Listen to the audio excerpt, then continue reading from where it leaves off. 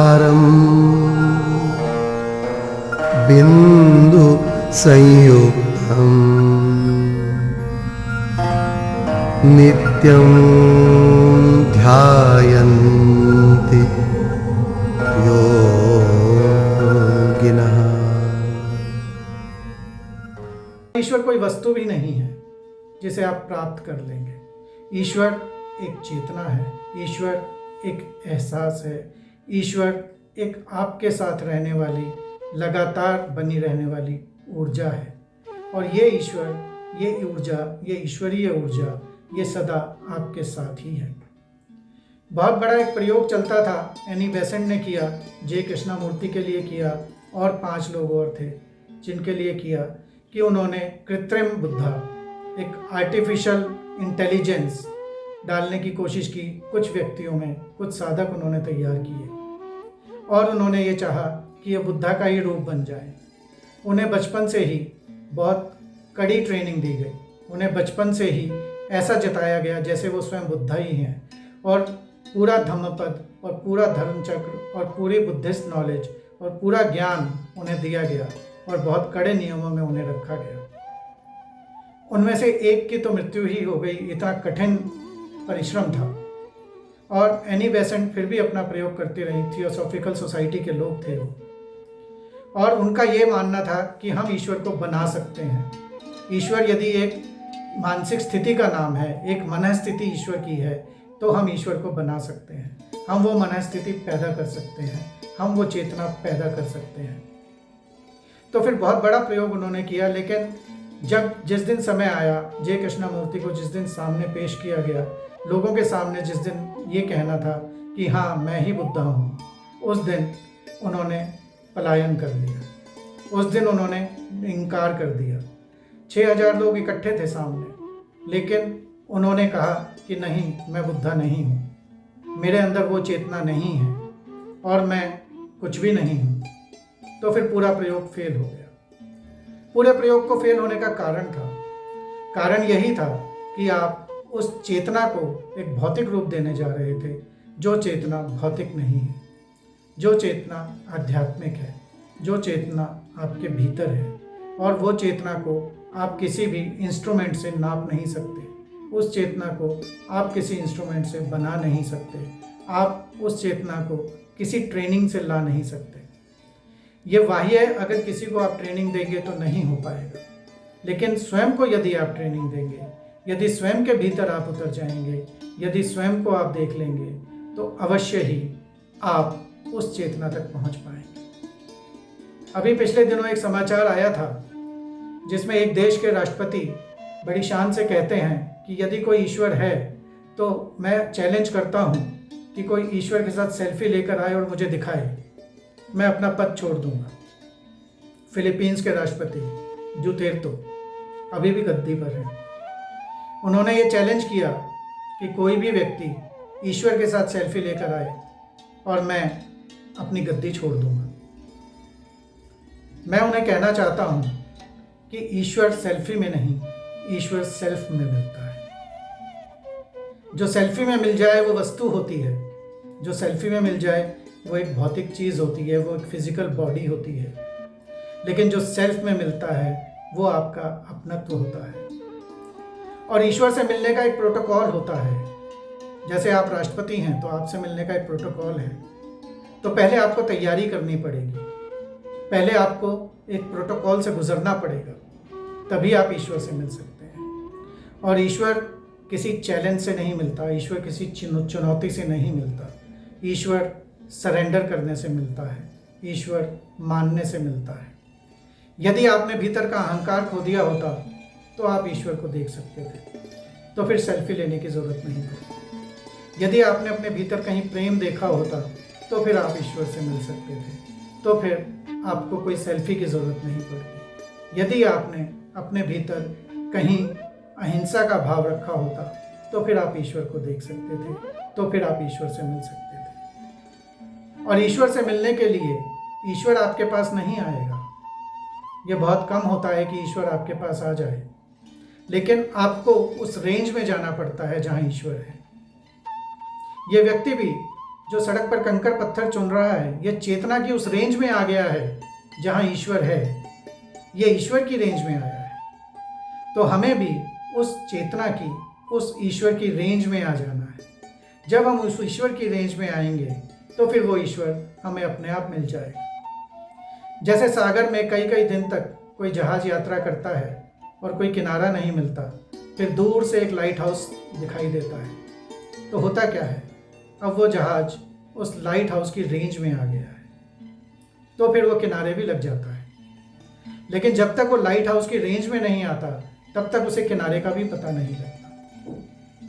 इसी प्रकार आपको उस चेतना की रेंज में आना है जिस चेतना की हम लगातार बात करते आ रहे हैं, और ये हो सकता है आपके अपने भीतर के बदलाव से ही हो सकता है, ये बाहर के बदलाव से नहीं होगा।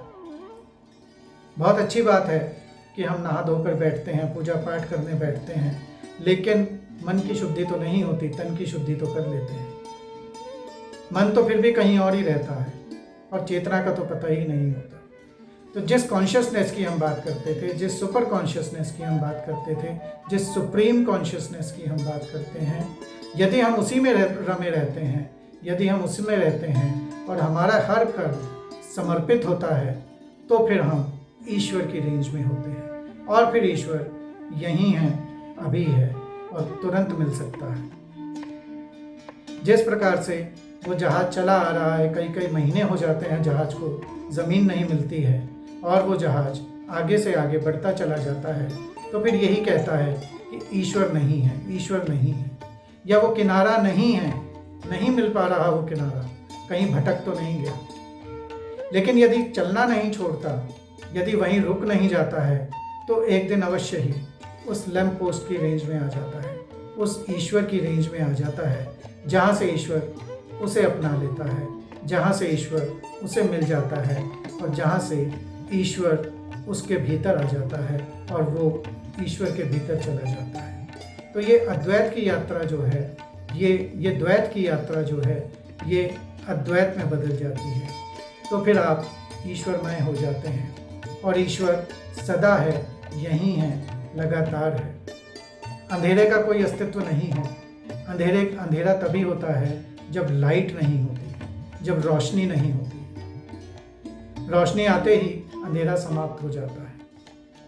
तो और रोशनी का अस्तित्व हमें नज़र आता है, इसलिए नज़र आता है कि रोशनी लगातार हमें मिल सकती है, लगातार हमें मिलती है, सूर्य से मिलती है, चंद्रमा से मिलती है। और अगर आप सुबह उठकर फूल को खिलते हुए देख सकते हैं, तो फिर आप ईश्वर को पा सकते हैं। यदि आप भोर की सूर्य की किरणों को देख सकते हैं, उन्हें यदि आप महसूस कर सकते हैं, यदि उन्हें अपने भीतर उतार सकते हैं, तो फिर बहुत समय नहीं लगेगा कि ईश्वर आपके भीतर आ जाए, ईश्वर उतर आए। और यदि आप चंद्रमा की चांदनी में नहा सकते हैं, तो फिर ये जो ईश्वर की ऊर्जा है, ये फिर जो ईश्वर का आशीर्वाद है, ये जो फिर ईश्वर की शक्ति है, ये लगातार आप पर बरस सकती है, बार बार बरस सकती है और जीवन भर आप ईश्वर के सानिध्य में रह सकते हैं। ईश्वर कोई वस्तु नहीं है, ईश्वर कोई पत्थर नहीं है, ईश्वर शुद्धतम चेतना है और उस चेतना को आप पा सकते हैं, लगातार आपको मिल सकती है। अभी हम मंदिर में एक मूर्ति लगा देते हैं और उसे ईश्वर मानना शुरू कर देते हैं, उसकी प्राण प्रतिष्ठा भी कर लेते हैं और फिर हम आप पूजा करने लग जाते हैं। लेकिन वो पूजा कर लेना ही ईश्वर का उस मूर्ति का उपयोग नहीं है। उस मूर्ति का उपयोग है कि आप उस मूर्ति के सामने बैठें और उससे एक संबंध स्थापित करें, आप उसकी रेंज में आ जाएं।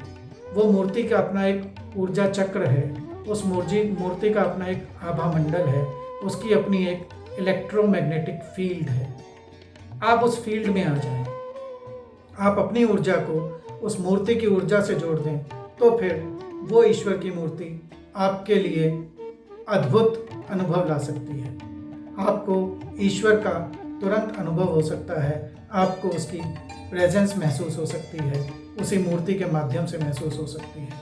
लेकिन हम मंदिर में भी एक मैकेनिकल वे में जाते हैं और मैकेनिकल वे में जाकर उस मंदिर में हम हाथ जोड़ते हैं और फिर घर के कामों की जल्दी होती है, फटाफट अपने रिचुअल पूरा करते हैं और बाहर निकल आते हैं।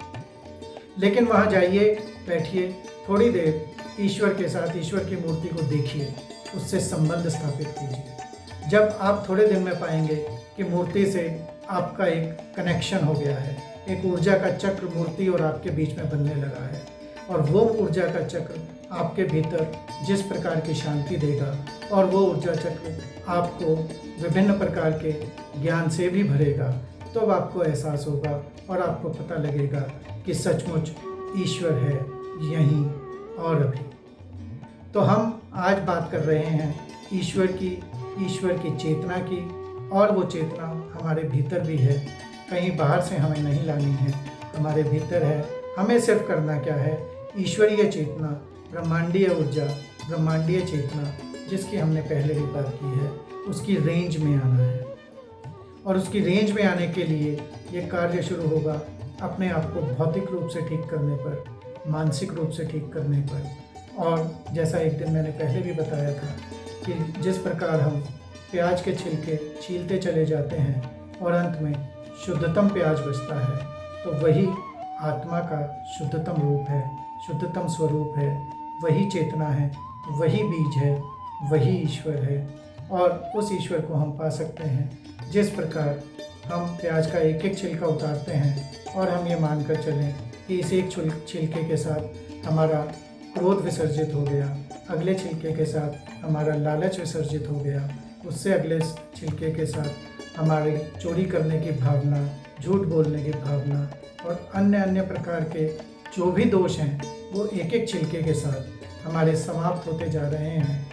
तो अंत में शुद्धतम प्याज रह जाता है, वही शुद्धतम रूप, शुद्ध चेतना है, वही आपके भीतर की भी चेतना है।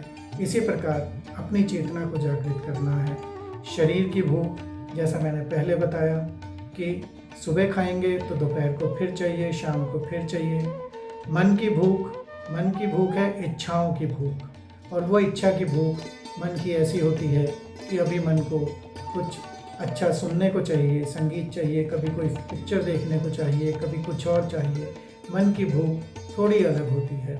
और फिर उसके ऊपर आती है आत्मा की भूख। आत्मा की भूख जो है स्वयं के विषय में जानने की, जो है स्वयं को जानने की, और आत्मा की इसी भूख तक हमने पहुंचना है। मन की भूख में यदि हमें कुछ नहीं मिलता है, तो फिर यदि हमें बहुत मधुर संगीत सुनने को नहीं मिलता है, तो फिर हमें सुख तो थोड़ा कम हो सकता है, लेकिन वहाँ दुख नहीं है। लेकिन शरीर में यदि कोई कष्ट मिलता है, यदि कोई परेशानी मिलती है, तो वो बहुत जल्दी दुख में बदल जाती है। और वहीं यदि हम आत्मा की बात करते हैं, चेतना की बात करते हैं, तो फिर वहाँ सुख और दुख दोनों ही भाव समाप्त हो जाते हैं। वहाँ केवल शुद्ध एक भाव रह जाता है, वो भाव है स्वयं को जानने का, स्वयं को देख लेने का, स्वयं को समझने का। तो ईश्वर को हम यहाँ अभी इसी समय पा सकते हैं, इसी समय देख सकते हैं। केवल हमें ईश्वर की रेंज में आना है, हमें उस रेंज में अपने आप को ले आना है जहाँ ईश्वर विद्यमान है। और ये आप कर सकते हैं, कई प्रकार से कर सकते हैं। भौतिक रूप से करना है और मानसिक रूप से उसे समझना है, तो फिर आप मंदिर में मूर्ति के सामने जाकर या अपने घर में एक मूर्ति रखकर उसके सामने ध्यान का अभ्यास करेंगे, तो फिर आपको पता लगेगा कि उस मूर्ति से कुछ ऊर्जा आपको मिलती है, कुछ वाइब्रेशंस आपको मिलती हैं, और वो कोई मृत मूर्ति नहीं है, वो एक जागृत मूर्ति है जो आपके भीतर भी एक जागरण पैदा कर रही है। उसी प्रकार से आप अपने मन के भीतर स्वयं अपने अंदर उतरकर ईश्वर को देख सकते हैं, अपने विभिन्न प्रकार के कर्मों को, विभिन्न प्रकार के दोषों को दूर करके, या उन दोषों और उन कर्मों में, उन दोषों को दूर करके या कर्मों में एक इस प्रकार का सामंजस्य बिठाकर कि जो कर्म आवश्यक हैं, जो कर्म जीने के लिए आवश्यक हैं, जो कर्म आपकी आध्यात्मिक यात्रा के लिए आवश्यक हैं, वो कर्म आप करें, बाकी सबको आप छोड़ दें। तो फिर बहुत जल्दी ईश्वर जो आपके भीतर है, जो आपके बाहर है, वो दोनों ही आप तक आ जाएंगे। आपके भीतर वाला और बाहर वाला ईश्वर, वो दोनों भी मिलेंगे और आप में ही समा जाएंगे, और ईश्वर सदा सदा आपके साथ ही रहेगा, वो चेतना, वो ऊर्जा लगातार आपके साथ बनी रहे।